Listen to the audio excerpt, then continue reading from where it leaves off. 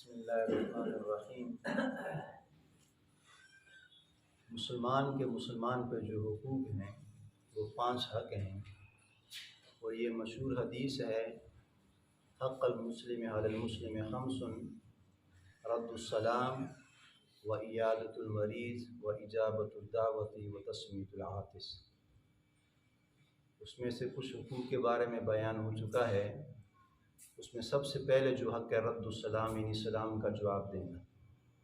لیکن اس کو پھر ہم کنٹینیو کرتے ہیں۔ سلام کا جواب دینا یہ ہے، سلام کہنا سنت ہے، یعنی جس طرح میں سلام پیش کروں السلام علیکم، یہ سلام کہنا سنت ہے اور اس کا جواب دینا واجب ہے۔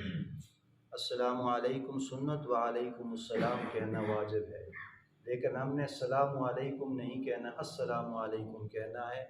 بعض حضرات السلام علیکم کہتے ہیں، السلام علیکم نہیں، السلام علیکم ہے، اور بعض السلام علیکم کہتے ہیں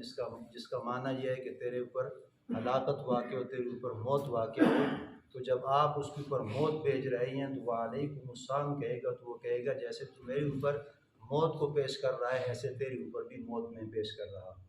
تو السلام علیکم نہیں، السلام علیکم۔ اور دوسرا یہ ہے وہ اجابۃ الدعوت، یعنی دعوت کو قبول کرنا، یہ بھی مسلمان کے حق میں سے ہے۔ اور تیسرا یہ وہ عیادۃ المریض، مریض کی بیمار پرسی کرنا، و تسمیۃ العاطس، اور چھین کا جواب دینا، یرحمک اللہ کہنا، جس کا ہمارا موضوع گزر چکا ہے، و تسمیۃ العاطس۔ اب یہ بھی مسلمان کے حق میں سے ہے، اس کو ہم یہ نہ سمجھیں کہ یہ کوئی معیوب چیز ہے، یہ مسلمان کا حق ہے، اور ایک مسلمان کے دوسرے مسلمان کے حقوق ہیں، اس میں سے یہ و تسمیۃ العاطس، یعنی چھین کا جواب دینا، یرحمک اللہ کہہ کے، اور ان میں سے ایک یہ ہے وہ عیادۃ المریض، کے مریض کی بیمار پرسی کرنا۔ نبی علیہ السلام فرماتے ہیں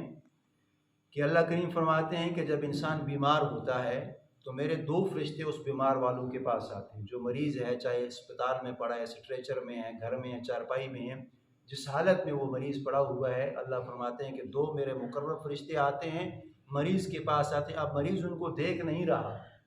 لیکن جو اللہ نے کہا ہے ہمارا اس کے اوپر یقین ہے، اور جو نبی علیہ السلام نے فرمایا ہمارا اس کے اوپر یقین ہے۔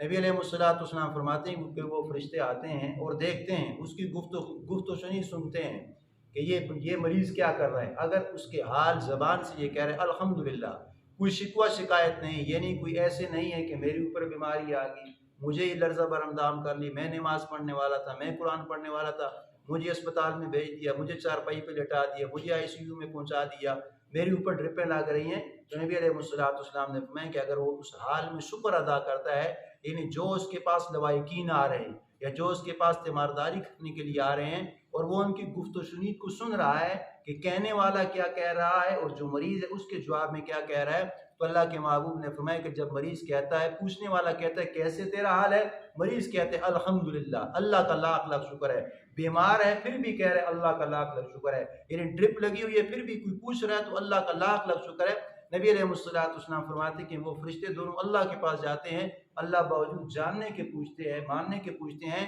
کہ میرے بندے کے پاس گئے، اس کی کیا کارگزاری، کیا حالات تم نے دیکھے ہیں، تو نبی علیہ السلام فرماتے ہیں کہ وہ فرشتے کہتے ہیں کہ یا اللہ اس حال میں بھی تیرا شکر ادا کر رہا تھا، تو نبی علیہ السلام فرماتے ہیں کہ اللہ ان فرشتوں کو گواہ بنا کر کہتا ہے کہ اگر میں نے اس کو صحت دے دی، میں نے اس کو شفا یاب کر دی، اس لیے کہ قرآن مجید میں آتا ہے وَإِذَا مَرِضْتُ فَهُوَ يَشْفِينِ، کہ جب میں بیمار ہوتا ہوں شفا دینے والا اللہ ہے، ڈاکٹر شفا دینے والا نہیں ہے، شفا دینے والا اللہ کی ذات ہے۔ تو نبی علیہ السلام فرماتے ہیں کہ اللہ فرماتے ہیں کہ اگر ہم نے اس کو صحت عطا فرما دی تو اس کو ہم ایسی صحت عطا فرما دیں گے کہ جس حالت میں یہ مریض پڑا ہوا ہے، اسٹریچر پہ پڑا ہوا ہے یا گھر میں پڑا ہوا ہے، اس کو اس سے بہتر صحت عطا فرمائیں گے، یعنی جس طرح پہلے صحت تھی پھر بیمار ہو گیا، اب ہم بیماری سے دوبارہ صحت عطا فرمائیں گے تو پہلے والی تندرستی سے اچھی تندرستی عطا فرمائیں گے، پہلی والی صحت سے اس کو اچھی صحت عطا فرمائیں گے۔ اور پھر اللہ کے نبی نے فرما دی، اللہ فرماتے ہیں کہ اگر ہم نے اس بیماری میں اس کو موت عطا فرما دی